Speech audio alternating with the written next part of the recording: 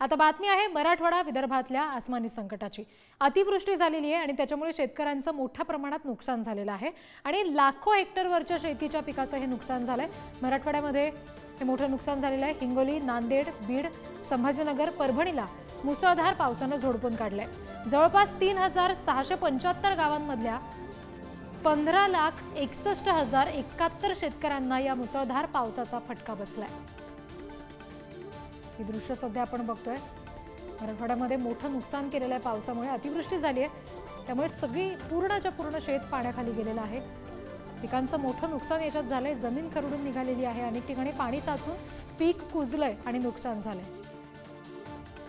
या सगळ्या संदर्भात जालन्यामधून या सगळ्याबाबत आपल्याला तपशील देत आहेत आमचे प्रतिनिधी गौरव साळी। रिद्धी खरंच पाहायला गेलं तर आज आपण जर पाहायला गेलं तर मागील 2 दिवस जे मराठवाड्यामध्ये अतिवृष्टी झाली होती यामुळे प्रचंड नुकसान झालेलं आहे।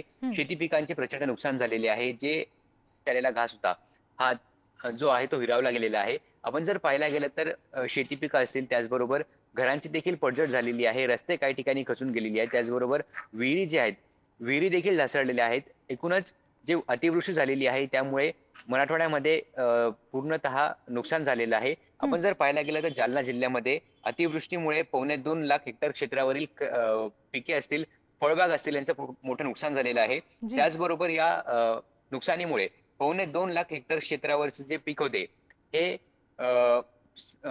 खराब झालेले आहेत। आपण जर पाहायला गेलं तर यामुळे संकटात शेतकरी जो आहे तो संकटात सापडलेला आहे।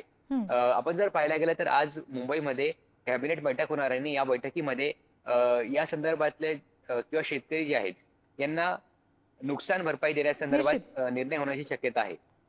निश्चित गौरव, धन्यवाद दिलेल्या या सगळ्या तपशिलांसाठी।